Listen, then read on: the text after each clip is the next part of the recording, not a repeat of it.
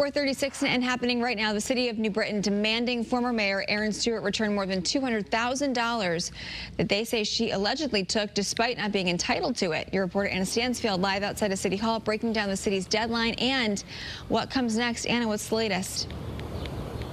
Okay, she's not going to have much time to pay them back. The city is demanding that she give that money back by August 1st. And in the meantime, the Attorney General has launched a separate investigation. This one looking into how certain funds were handled for fundraiser charity events that were hosted by Stewart.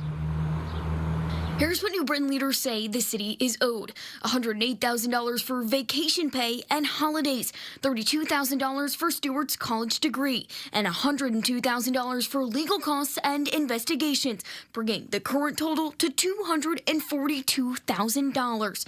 In the meantime, the Attorney General and the Department of Consumer Protection is also looking into the mayor's charity.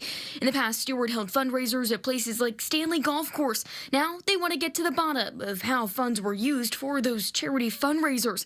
And while they couldn't say much about the investigation, they tell us rules regarding charities are very strict and that the IRS could get involved. Charity is a really important part of our community, and we want to make sure that consumers have confidence that when they give, whether that's financial donations or in-kind donations to any organization, they know that those organizations are regulated. And right now, the city of New Britain is also demanding that Stewart pay them back for all the alleged misuse of city credit cards.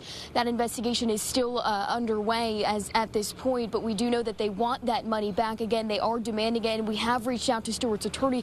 We've not heard back yet. I'm your reporter live in New Britain, Anna Stansfield, Channel 3 Eyewitness News.